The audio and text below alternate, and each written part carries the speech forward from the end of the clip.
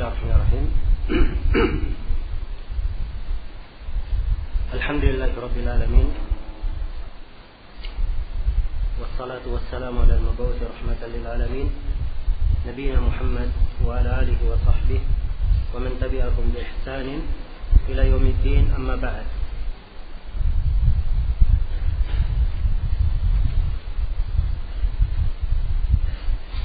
Pada sesi sebelumnya telah kita terangkan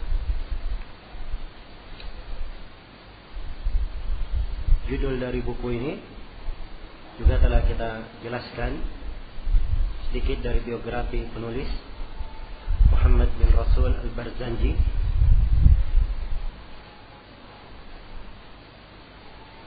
Kemudian telah kita terangkan juga bagaimana metode penulis dalam penulisan buku ini, di mana beliau mengumpulkan ucapan-ucapan Imam Syafi'i rahimahullah yang berkaitan dengan masalah akidah. Beliau sarikan dari buku-buku Imam Syafi'i dari riwayat murid-murid beliau yang terpercaya. Kemudian beliau menyusun ucapan Imam Syafi'i dalam dua garis besar. Yang pertama 3 pendahuluan, kemudian yang kedua adalah uraian keyakinan atau akidah dari Imam Syafi'i rahimahullah. Ada 3 pendahuluan di sini beliau sebutkan. Kata beliau muqaddimat, pendahuluan. Al-ula, pendahuluan yang pertama. Qala Syafi'i rahimahullah, berkata Imam Asy-Syafi'i radhiyallahu anhu, semoga Allah meridai beliau, ma taqarraba al-'abdu ila Allah ba'da ada'i ma ifturida alayhi bi syai'in afdala min talab al-'ilm. Rawahu anhu Harmala Ibnu Yahya. Berkata Imam Asy-Syafi'i, tidaklah seorang hamba mendekatkan dirinya kepada Allah setelah ia menunaikan kewajiban yang diwajibkan baginya. Tidak ada yang lebih afdal daripada menuntut ilmu. Iya, demikian ucapan Imam Syafi'i, diriwayatkan oleh murid beliau Harmala Ibnu Yahya. Nah, Harmala bin Yahya ini At-Tujibi Al-Misri. Beliau berasal dari negeri Tujib, kota yang sekarang berada antara Mesir dan Palestina. Iya. Dan Imam Syafi'i akhir masa beliau berada di Mesir. Ini termasuk murid dekat Imam Syafi'i. Beliau meriwayatkan dari Imam Syafi'i. Imam Syafi'i berkata bahwa tidaklah seorang hamba bertaqarrub, mendekatkan dirinya kepada Allah, melakukan ibadah setelah dia menunaikan kewajibannya, tidak ada ibadah yang lebih afdal daripada menuntut ilmu. Ya, ini pendahuluan yang pertama. Beliau membawakan ucapan-ucapan Imam Syafi'i tentang keutamaan ilmu agama. Ya, ini sengaja beliau uraikan sebagai pendahuluan di sini dari ucapan Imam Syafi'i, supaya orang-orang yang membaca ucapan-ucapan Imam Syafi'i ini memahami bahwa kedudukan ilmu agama sangatlah penting bagi seorang hamba. Iya, kedudukan ilmu agama adalah hal yang sangat diagungkan di dalam syariat kita. Jadi kalau misalnya seorang hamba sudah menunaikan kewajiban dari ibadah yang sunnah, yang paling sunnahnya adalah menuntut ilmu. Ya. Dan bukan artinya bahwa menuntut ilmu itu semuanya hukumnya sunnah, tidak. Tapi maksudnya ilmu ada yang sifatnya wajib, ada yang sifatnya sunnah. Dari ilmu yang sifatnya sunnah, kalau mau dibandingkan dengan ibadah-ibadah sunnah yang lainnya, maka menuntut ilmu yang sunnah itu lebih utama. Menuntut ilmu yang sunnah itu lebih utama daripada melakukan amalan-amalan sunnah yang lainnya. Iya. Ini maksud dari Imam Asy-Syafi'i. Karena itu maksud beliau dipertegas lagi dengan nukilan riwayat yang lain dari Imam Asy-Syafi'i. Yang kedua, beliau bawakan riwayat yang kedua dari Imam Asy-Syafi'i. Wa qala, dari Imam Asy-Syafi'i berkata, talabul ilmi afdalu min salatin nafilah. Menuntut ilmu itu lebih afdal daripada salat sunnah. Lebih afdal daripada salat sunnah. Iya, rawahu anhu Ar-Rabi' bin Sulaiman. Demikian diriwayatkan oleh Ar-Rabi' bin Sulaiman dari guru beliau Imam Asy-Syafi'i. Iya. Ini dua nas nukilan dari Imam Asy-Syafi'i rahimahullahu taala tentang keutamaan ilmu agama. Kalau kita ingin menjelaskan tentang keutamaan menuntut ilmu agama dan pentingnya ilmu agama, ini perlu beberapa hari untuk menjelaskannya. Karena keutamaan ilmu itu sangatlah banyak. Pentingnya bagi hamba sangatlah besar. Iya. Ilmu adalah hal yang mengangkat derajat seorang hamba di dunia dan di akhirat. Ilmu adalah hal yang diwajibkan terhadapnya pada ilmu yang sifatnya wajib. Pada ilmu yang sifatnya wajib. Dari ilmu yang sifatnya sunnah untuk dipelajari, maka itu adalah ibadah yang lebih afdal daripada seluruh ibadah nafilah yang lainnya. Dia lebih afdal daripada salat sunnah, daripada salat malam, lebih afdal daripada puasa sunnah, lebih afdal daripada jihad yang sifatnya sunnah. Semua perkara yang sifatnya sunnah, menuntut ilmu lebih utama. Menuntut ilmu lebih utama. Ya, kenapa? Sebab kalau salat sunnah itu manfaatnya untuk orang yang melakukan salat itu saja. Manfaatnya untuk orang yang melakukan salat itu saja. Tapi kalau dia menuntut ilmu, manfaatnya untuk dia, untuk keluarganya, untuk masyarakatnya, dan untuk manusia. Iya. Orang yang duduk menuntut ilmu, hadir di majelis-majelis ilmu, seperti misalnya majelis ini dinaungi oleh para malaikat. Iya. Turun ketenangan kepada mereka, diliputi oleh rahmat. Allah memuji orang-orang yang tersebut di depan para malaikatnya, dibanggakan. Mereka duduk menuntut ilmu, ya, para malaikat menghamparkan sayap-sayapnya ridha terhadap apa yang mereka tuntut. Ya. Hewan-hewan dan makhluk memohonkan ampun untuknya, sampai ikan-ikan di lautan memohonkan ampun untuknya. Sebagaimana telah syah di dalam riwayat tentang hal tersebut.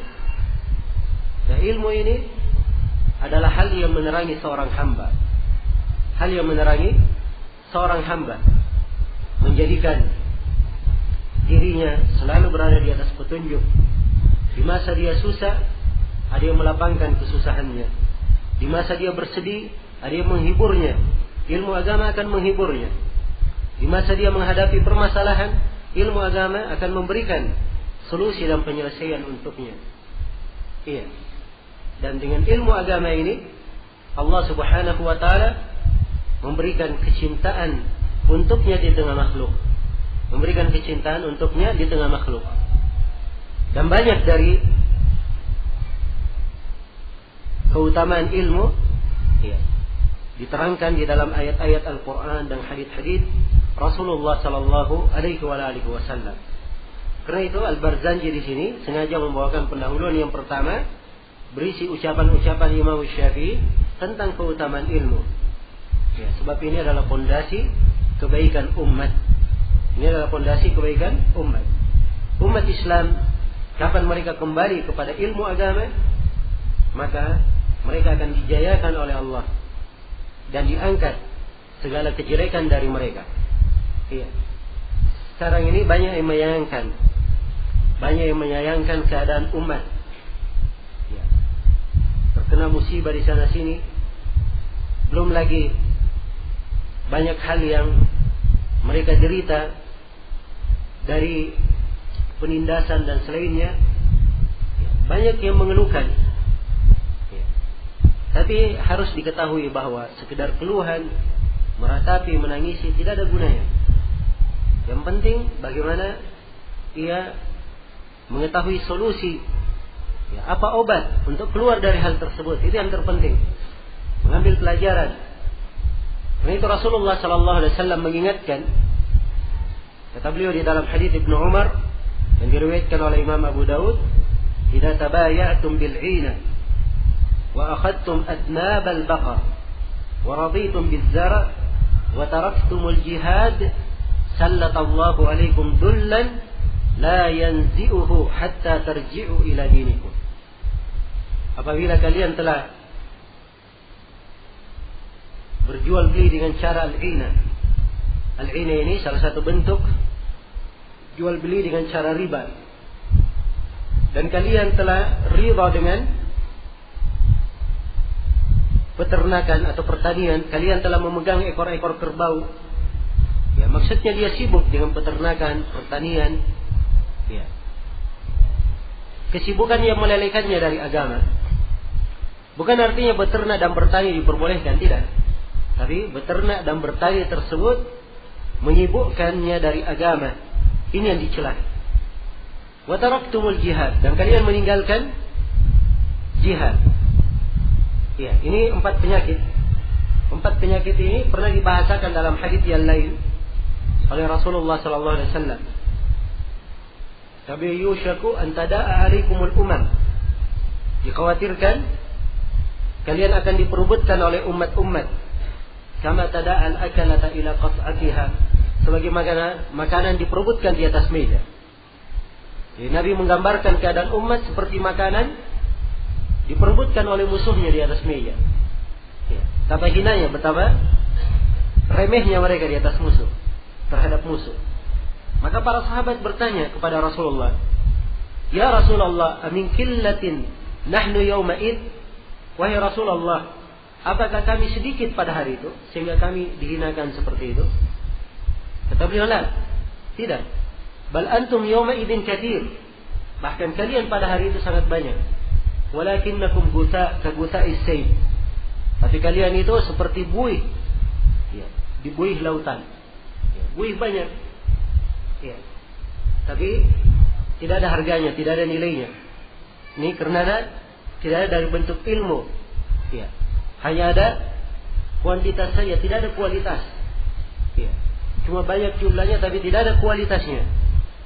Nah, maka Nabi menyebutkan 2 penyakit yang menimpa umat. Salah satunya ya beliau sebutkan dengan bahasa al-wahan. Dan beliau terangkan al-wahan itu apa? Hubbud dunya wa karahiyatul maut. Cinta dunia dan takut mati. Ini sebenarnya sama dengan bahasa ya, jual beli dengan cara ina, sibuk dengan pertanian, dengan peternakan yang melalaikan. 3 hal ini bentuk dari cinta dunia. Meninggalkan jihad, ini dari takut mati. Ya. Kalau penyakit-penyakit yang telah menimpa, maka Nabi berkata, "Sallatallahu alaikum dullan." Allah akan menimpakan kepada kalian sebuah kehinaan. La yanzi'uhu hatta tarji'u ila dinikum. Tidak akan diangkat kehinaan tersebut sampai kalian kembali kepada agama kalian.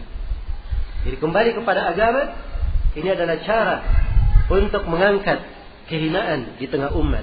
Itu adalah hal yang menjayakan mereka. Dan apa artinya kembali kepada agama?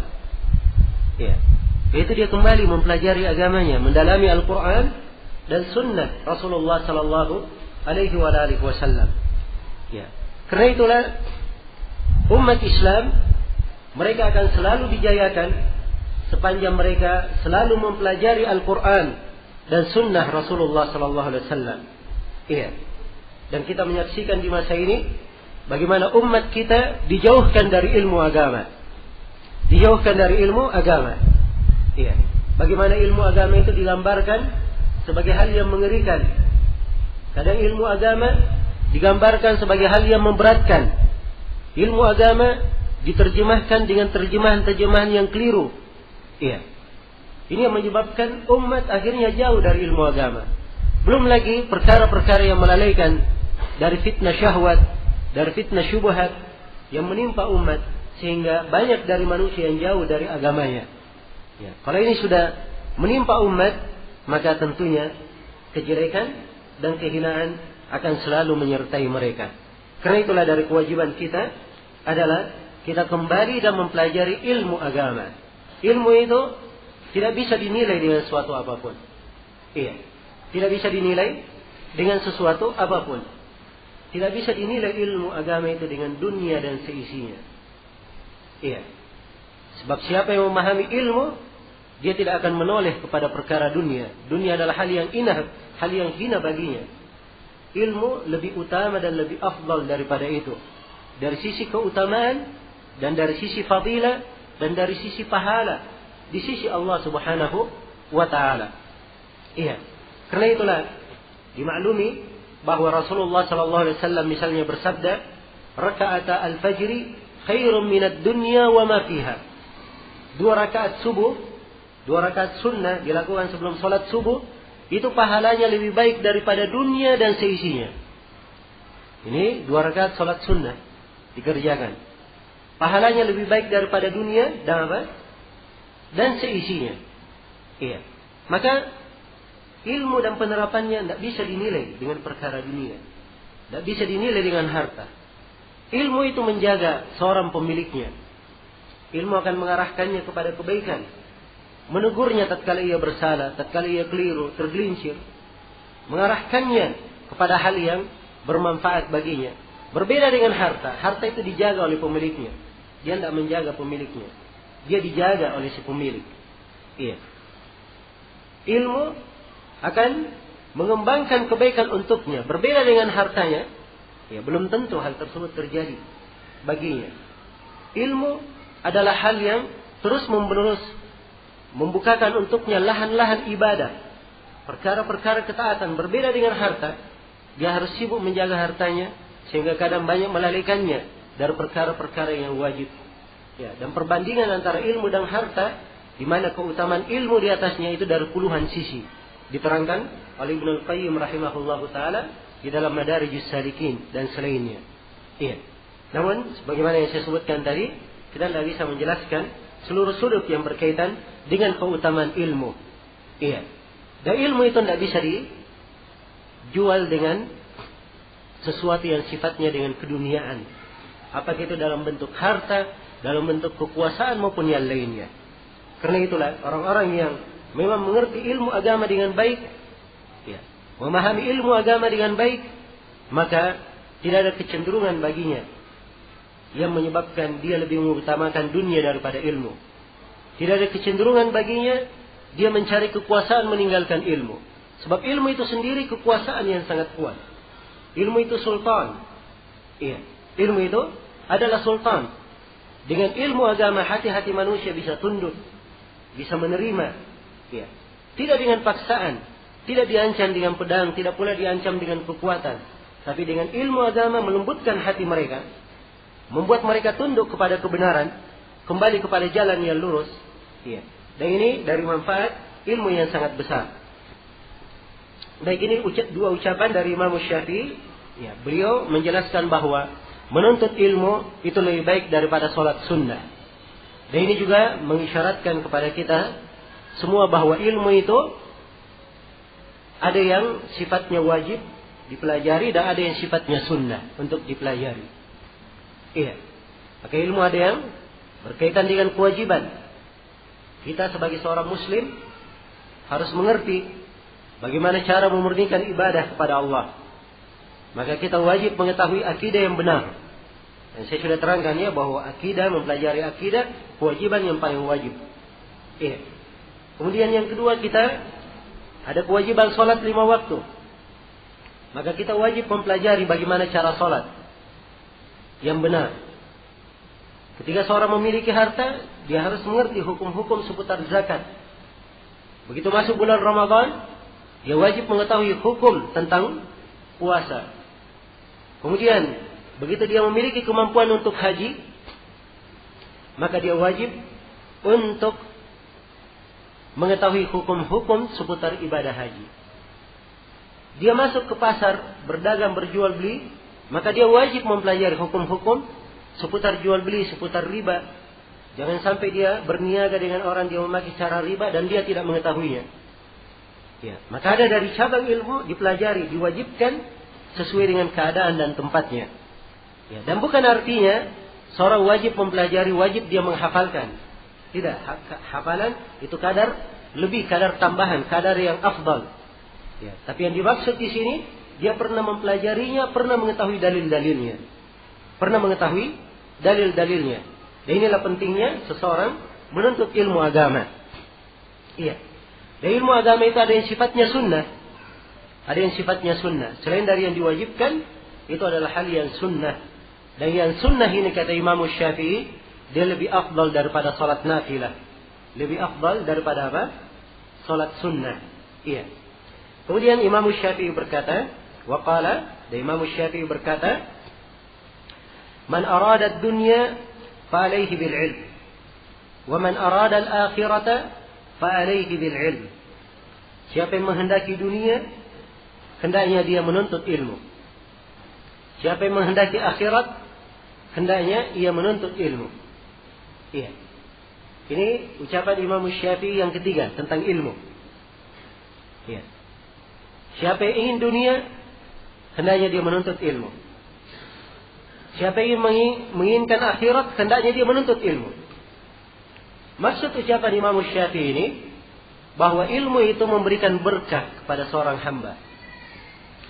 Di dalam kehidupan dunianya dan dalam kehidupan akhiratnya. Bukan arti ucapan Imam Syafi'i, seseorang menuntut ilmu untuk mencari dunia. Bukan itu maksudnya. Sebab kalau dia menuntut ilmu untuk mencari dunia, itu namanya tidak ikhlas dalam menuntut ilmu. Iya. Ilmu itu dituntut karena Allah Subhanahu wa taala, bukan karena dunia, bukan pula karena yang lainnya. Tapi dituntut karena Allah. Tapi maksudnya di sini Imam Syafi'i ingin menjelaskan bagaimana keutamaan ilmu itu. Seorang yang menuntut ilmu, mempelajari ilmu agama, Allah akan mudahkan untuknya dunianya dan Allah akan mudahkan untuknya akhiratnya.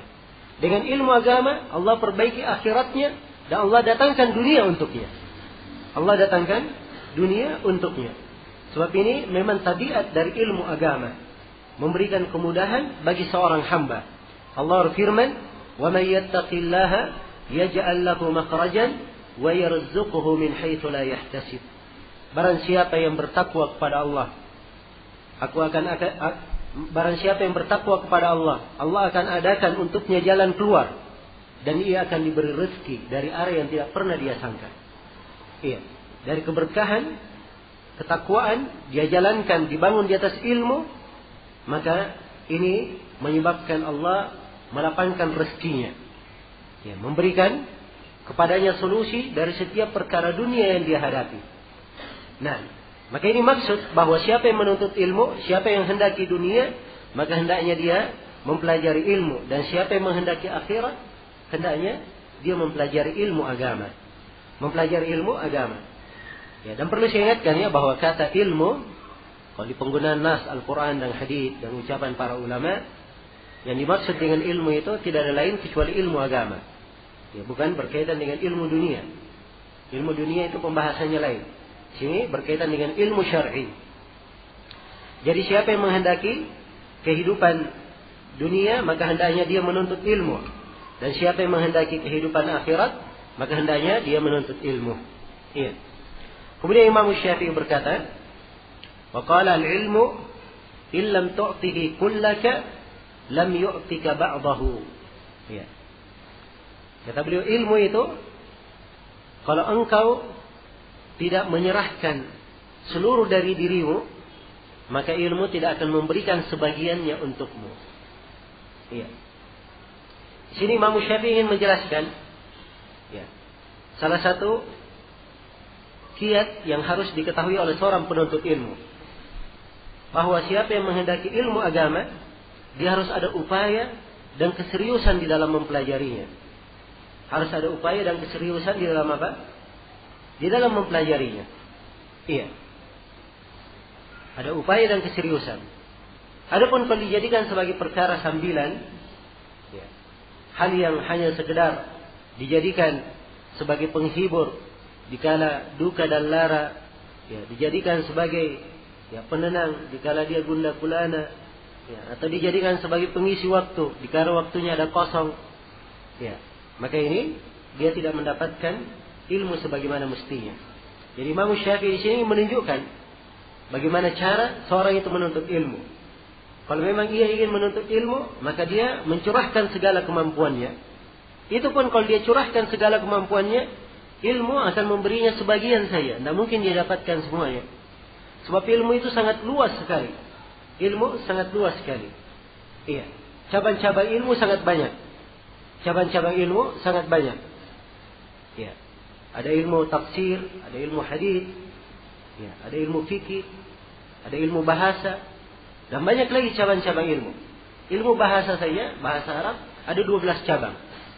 Ada 12 cabang. Ilmu hadis, kata Al-Hazimi, lebih dari 70 cabang. Satu cabang saja kalau seorang menghabiskan umurnya mempelajarinya, dia tidak akan sampai ke ujungnya. Ini bahasa bukan bahasa kita ingin menggambarkan beratnya ilmu, tidak. Tapi ini penggambaran bahwa ilmu agama sangat luas. Ilmu agama sangat luas. Karena itu, kata seorang alim penyair yang bijaksana, ma hawal ilma jami'an ahadun, la walau marasahu alfa sanah.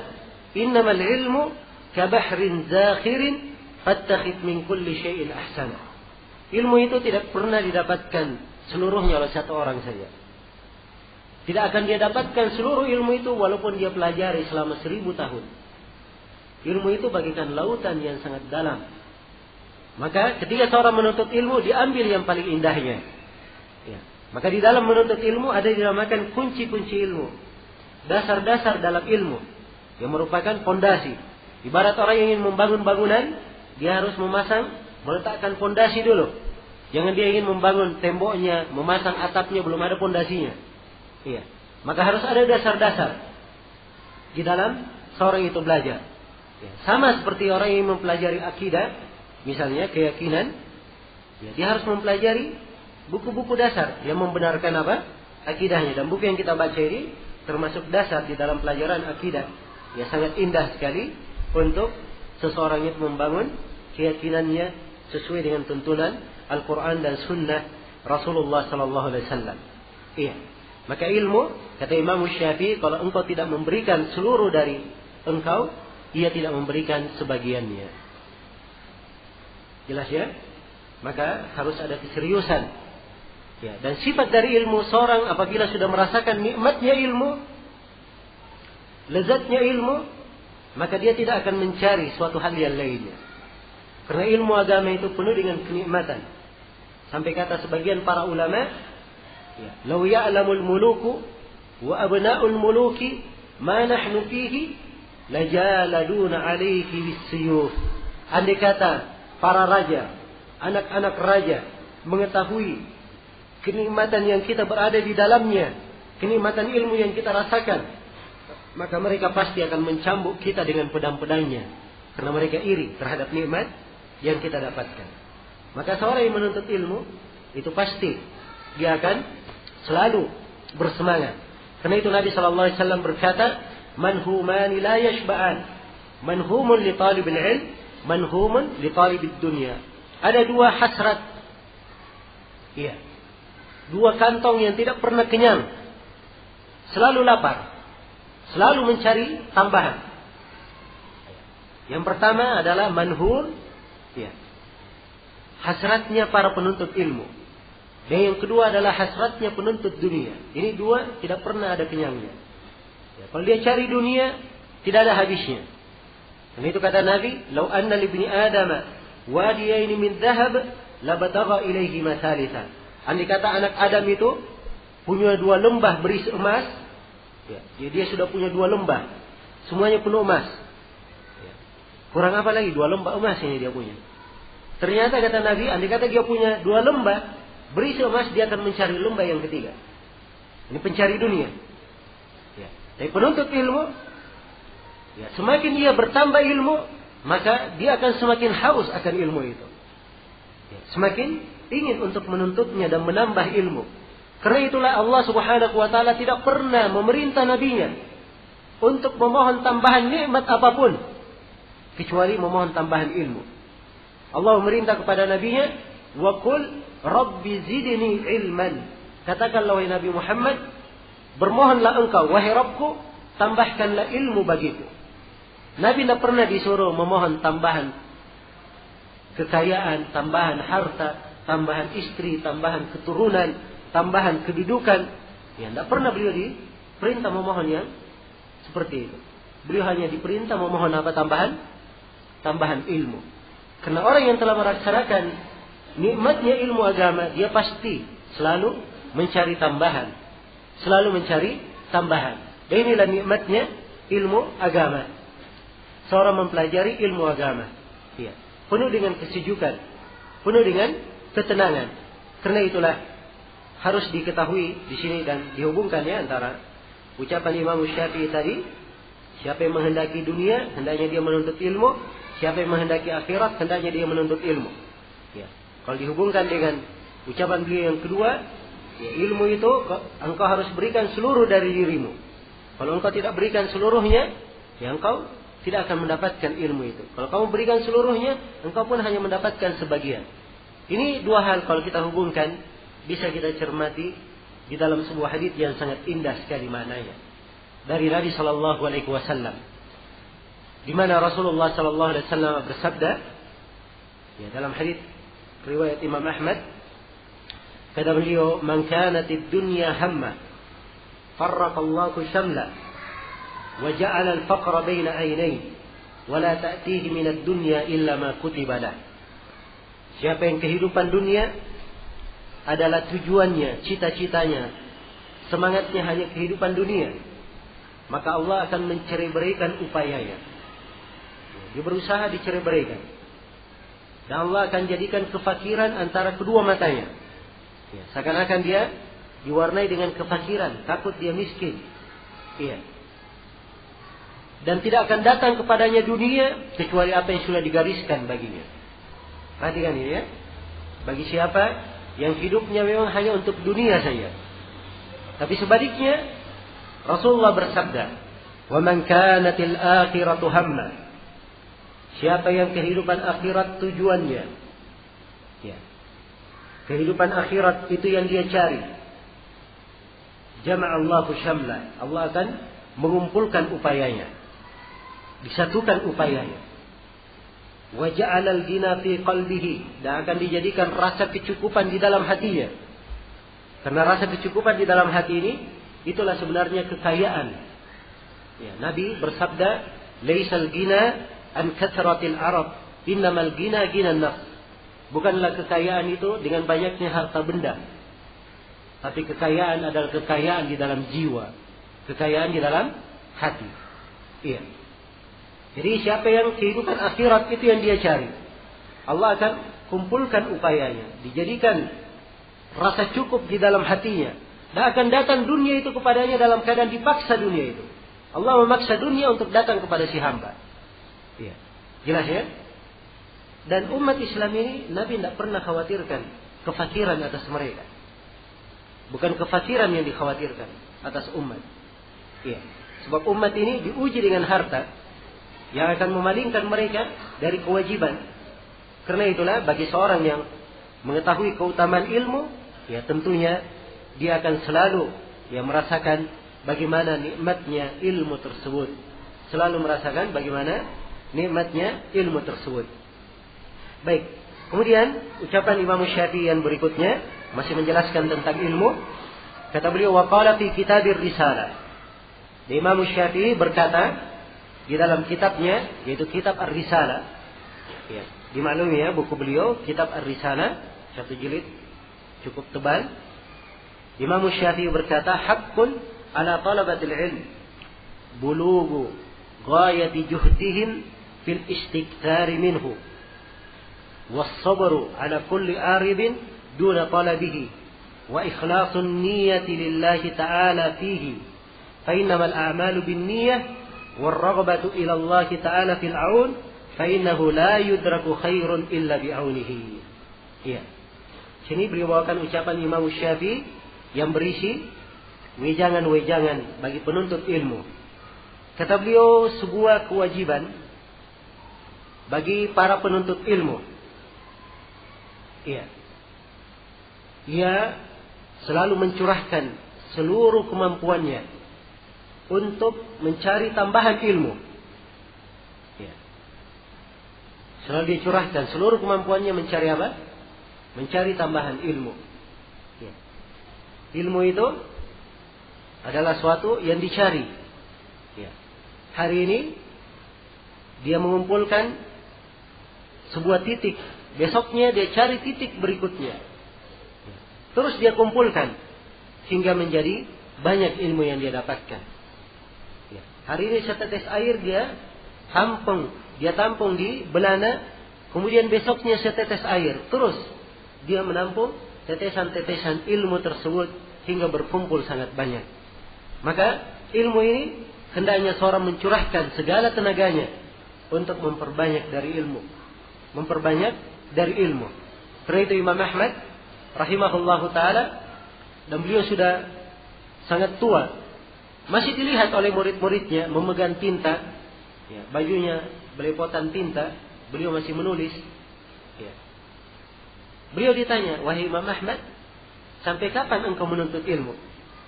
Ya. Maka Imam Ahmad pun mengucapkan ucapan yang masyhur itu. Ya. Kata beliau, ma'al mihbara ilal maqbara. Kata beliau, bersama tinta ini sampai ke alam kubur. Ya. Maksudnya menuntut ilmu itu sampai apa? Sampai seorang meninggal. Sebab menuntut ilmu itu adalah ibadah. Sekali lagi dia adalah apa? Dia adalah ibadah. Ya. Seorang kadang menggambarkan dia sholat itu ibadah. Masya Allah, saya ingin memperbanyak sholat. Ya. Supaya ibadah saya banyak. Dia tidak paham bahwa menuntut ilmu lebih utama daripada sholat sunnah. Lebih utama daripada sholat apa? Sholat sunnah. Maka kapan dia memperbanyak dari menuntut ilmu? Dia sama dengan orang yang terus menerus sholat sunnah. Karena itu sebagian para ulama membahasakan bahwa orang yang menuntut ilmu itu lebih afdal daripada orang yang sholat tidak pernah terputus. Orang yang berpuasa tidak pernah berbuka. Menuntut ilmu agama lebih utama daripada itu. Lebih utama daripada itu. Sebab orang yang sholat manfaatnya untuk dirinya sendiri. Orang yang puasa manfaatnya untuk dirinya sendiri. Tapi orang yang menuntut ilmu manfaatnya untuk diri dia, untuk keluarganya, untuk masyarakatnya, dan untuk seluruh manusia. Untuk seluruh manusia. Karena itulah menuntut ilmu sangatlah penting di tengah umat. Ya, dan apabila umat ini kosong, sedikit ulama di tengah mereka, dan banyak kerusakan yang terjadi, ini yang menyebabkan banyaknya terjadi musibah dan malapetaka. Banyak orang-orang yang jatuh di dalam kesalahan. Manusia yang bergeliman dengan dosa dan maksiat. Tidak ada yang menegurnya. Tidak ada yang mengarahkannya kepada kebaikan. Ini karena sedikit orang-orang yang berilmu di tengah mereka. Ya. Sedikit orang-orang yang berilmu dan beramal dengan ilmunya di tengah mereka. Maka perlu ada orang-orang yang berilmu mengingatkan, menegur umat tatkala ada kekeliruan yang mereka laksanakan. Tatkala umat ini mengarah kepada sesuatu yang baik, mereka mengarahkannya kepada hal yang lebih baik lagi. Ya. Kepada hal yang merupakan ketaatan kepada Allah Subhanahu wa ta'ala. Maka kewajiban bagi seorang penuntut ilmu, dia mencurahkan seluruh kemampuannya dalam memperbanyak ilmu tersebut. Kemudian yang kedua kata Imam Syafi'i, dari kewajiban seorang penuntut ilmu, was-sabru ala kulli aridin duna talabih. Dia bersabar atas setiap halangan tatkala dia menuntut ilmu. Iya. Penuntut ilmu ini harus bersabar atas setiap halangan. Ya. Kita kadang subhanallah di kehidupan dunia, mencari dunia halangan apapun, ya, itu tidak menjadi masalah. Semuanya dia tembus, semuanya dia terobos. Iya. Halangan apapun di dalam mencari dunia. Tapi dalam mencari ilmu, baru dapat halangan satu saja, sudah keok masuk kotak. Iya. Dan ini bukan sifat seorang penuntut ilmu.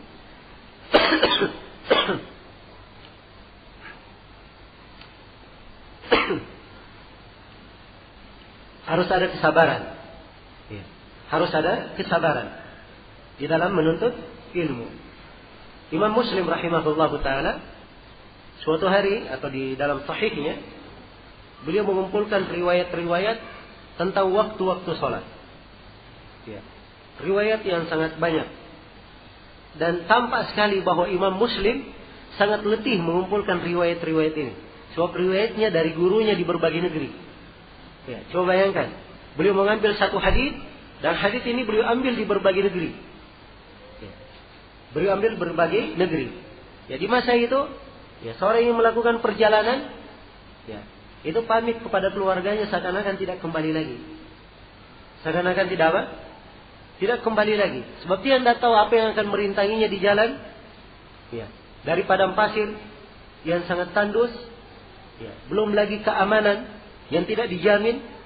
Mereka melakukan perjalanan untuk sampai ke sebuah negeri berhari-hari, kadang berbulan-bulan. Ya, jelas ya? Maka hal yang sangat meletihkan mengumpulkan riwayat-riwayat itu. Karena itu beliau hibur dirinya, ya, dengan membawakan sebuah riwayat dari Yahya bin Abi Katsir. Ya, dan ini satu-satunya hadis di dalam Sahih Muslim di tengah buku yang tidak bersambung kepada Nabi, hanya kepada seorang imam saja. Ya, dari Yahya bin Abi Katsir, Yahya bin Abi Katsir berkata, "La yustata'ul ilm bi rahatil jism." Sungguhnya ilmu itu tidak akan didapatkan dengan badan yang santai. Ilmu itu tidak didapatkan dengan badan yang apa? Dengan badan yang santai. Ya, dia ingin menuntut ilmu, dia harus datang ke majelis-majelis ilmu, duduk belajar kepada guru. Ya. Kalau ada penyakit-penyakit di punggungnya, dia harus tahan sedikit. Ya. Dia mengantuk, dia harus hadapi rasa kantuk. Ya. Dia kurang tidur, ya tidak ada masalah, yang penting hadir. Ini perlu waktu memang, dan perlu kesabaran. Ya. Demikian seorang penuntut ilmu, harus ada kesabaran di dalam menuntut ilmu tersebut. Rintangan apapun yang ada di depannya, dia tidak peduli. Yang penting dia mendapatkan ilmu itu. Dia mendapatkan ilmu tersebut. Dan sekali lagi, kalau dia sudah senang dengan ilmu, maka dia sangat bergembira dengan hal tersebut. Ya, pernah datang seorang murid kepada Imam Malik. Ya. Murid ini membuat Imam Malik marah. Akhirnya Imam Malik memukulnya beberapa kali pukulan. Ya. Muridnya berkata, "Wahai Imam Malik, engkau memukul saya tanpa hak, dan saya tidak akan memaafkanmu." Ya. Saya tidak akan memaafkanmu. Kata Imam Malik, "Sudah, kalau begitu saya minta maaf." Ya. Saya minta maaf. Kata murid ini, "Saya tidak akan memaafkanmu sampai engkau memberikan kepada saya hadis sejumlah pukulan yang kamu pukul kepadaku." Ya.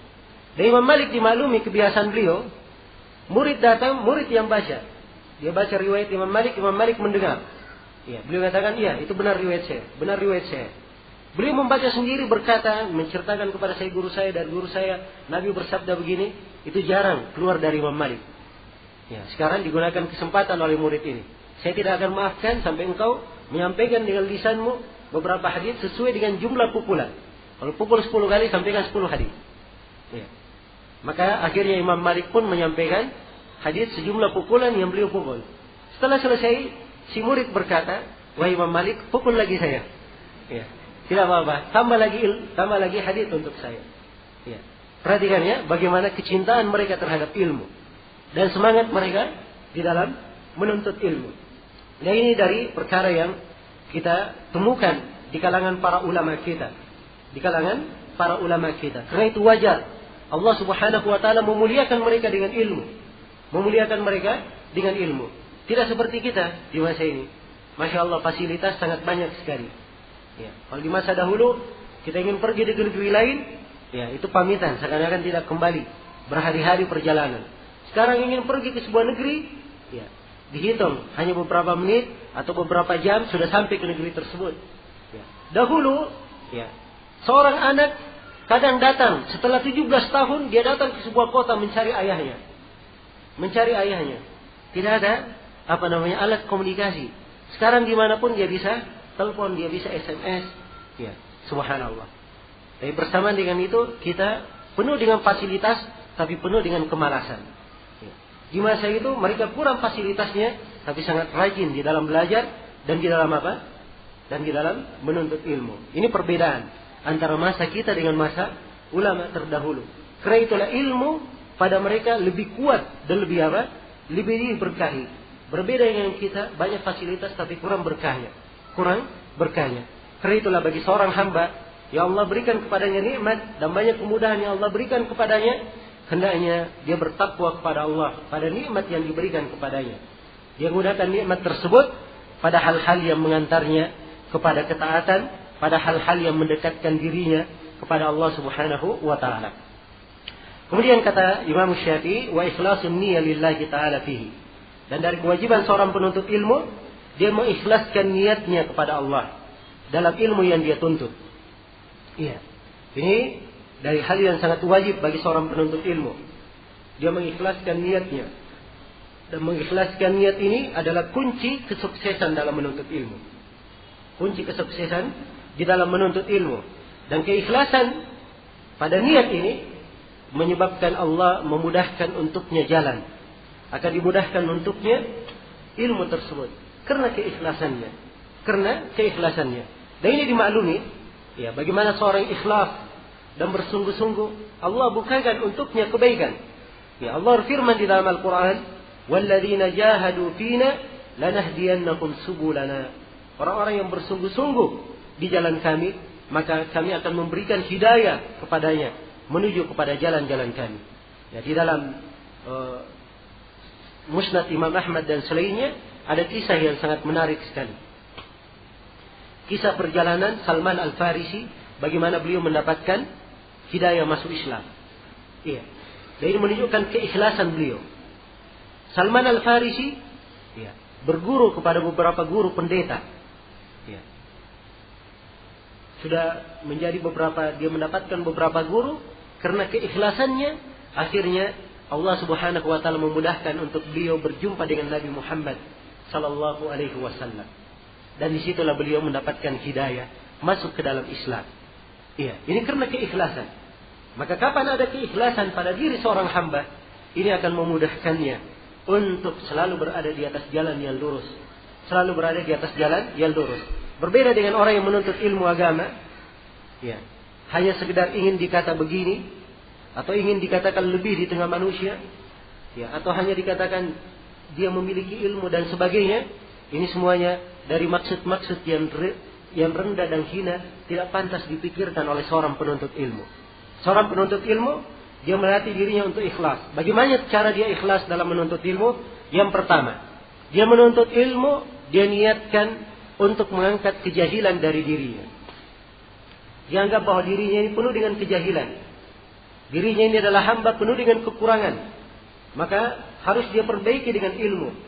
Harus dia mulakan dengan ilmu. Maka dia menuntut ilmu untuk mengangkat kejahilan dari dirinya.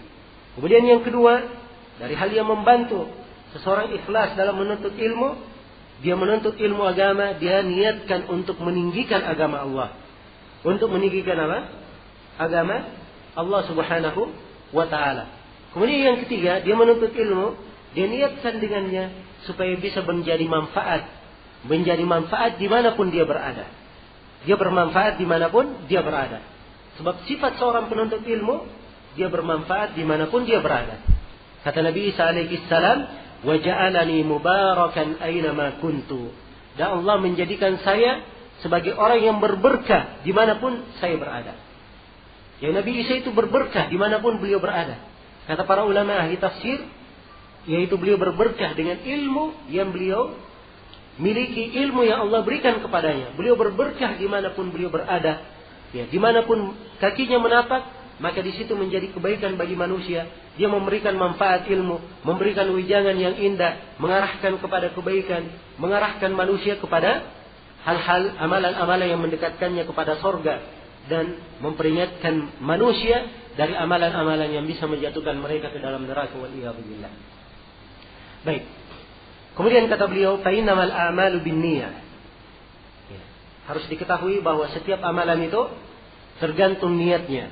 Kalau niatnya lurus, niatnya baik, baik pula yang akan dia dapatkan. Tapi kalau niatnya tidak baik, walaupun amalannya yang dia lakukan adalah amalan yang luar biasa, pengorbanannya sangat besar, tapi kalau niatnya kecil, niatnya tidak baik, maka sedikit yang dia dapatkan. Karena itu kata sebagian as-salaf, kadang ada amalan yang kecil ini menjadi sangat besar karena niatnya. Dan ada amalan yang sangat besar, penuh pengorbanan, penuh keletihan, tapi menjadi sangat kecil karena niatnya. Menjadi sangat kecil karena niatnya. Maka hendaknya dijaga oleh seorang penuntut ilmu, niat yang baik di dalam dia belajar, di dalam dia menuntut ilmu. Iya. Dan dari keindahan ilmu itu mendidik seorang hamba untuk selalu ikhlas dalam dia belajar. Karena itu kata Sufyan Ats-Tsauri, kami awal kali menuntut ilmu kami tidak ikhlas. Tapi ternyata ilmu yang kami tuntut tidak mau dituntut kecuali dengan keikhlasan. Akhirnya kami pun ikhlas dalam menuntut ilmu. Ya. Jadi dari asalnya mungkin karena disuruh belajar oleh orang tuanya, dipaksa belajar bukan kemauan sendiri, ya, ia belajar. Tidak ada bentuk keikhlasan. Tapi subhanallah, tatkala ia telah merasakan ilmu itu, maka ilmu memberikan manfaat kepadanya sehingga merubahnya menjadi orang yang ikhlas di dalam ia mempelajari ilmu agama. Kemudian kata Imam Syafi'i, "War-raghbatu ila Allah fil 'aun, wa la yudfainahu la yudraku khairun illa bi'aunihi." Kemudian siapa yang mengharap kepada Allah Subhanahu wa taala kebaikan, ya, maka dia hendaknya meminta pertolongan dari Allah. Meminta pertolongan dari Allah. Karena kebaikan apapun tidak akan didapatkan kecuali dari pertolongan Allah Subhanahu wa taala. Jadi ilmu adalah ibadah. Kalau ibadah, maka kita harus banyak memohon pertolongan kepada Allah. Karena itu, kita ingat di surah Al-Fatihah, Iyyaka na'budu wa iyyaka nasta'in. Kepadamu lah ya Allah kami beribadah, dan kepadamu lah ya Allah kami memohon pertolongan. Ya, dan dari doa yang diajarkan oleh Nabi sallallahu alaihi wasallam di akhir salat disyariatkan untuk membaca Allahumma a'inni ala dzikrika wa syukrika wa husni ibadatik. Ya Allah bantulah aku. Ya Allah bantulah saya. Ya, di dalam banyak mengingat kepadamu, di dalam banyak berzikir kepadamu. Ya Allah bantulah saya di dalam bersyukur kepadamu. Dan ya Allah bantulah saya di dalam mempercantik, memperindah ibadah kepadamu. Iya. Baik, selesai sudah di sini ya ucapan-ucapan Imam Syafi'i rahimahullah sebagai pendahuluan yang pertama, yaitu menjelaskan tentang keutamaan ilmu. Ya. Jadi ini pendahuluan yang pertama dibawakan di sini oleh Al-Barzanji rahimahullahu taala. Beliau ingin menerangkan tentang keutamaan ilmu agama dari ucapan-ucapan dan uraian Imam Asy-Syafi'i rahimahullahu taala.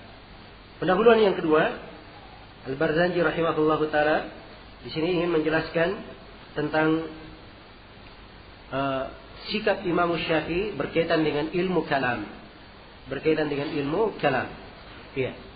Kata beliau rahimahullah, Ats-tsaniyah, pendahuluan yang kedua. Qala Zakaria As-Saji, berkata Zakaria As-Saji. Ya, Zakaria As-Saji, nama lengkapnya Zakaria bin Yahya As-Saji, dari ulama Basrah. Dari ulama di kota Basrah. Beliau berkata, dan beliau ini dari murid Imam Syafi'i, ya, rahimahullah. Zakaria As-Saji berkata, kana Syafi'i rahimahullahu taala ya'muru bin nadhar fil fiqh wa yanha 'anil jidali fil kalam. Ya. Kata Zakaria As-Saji, adapun adalah Imam Syafi'i rahimahullah, beliau memerintah untuk banyak mencermati, banyak memperhatikan ilmu fikih. Banyak memperhatikan ilmu fikih. Ya. Dan Imam Syafi'i melarang untuk berdebat di dalam ilmu kalam. Berdebat tentang ilmu kalam. Baik, ini ucapan yang pertama ya dari Imam Syafi'i.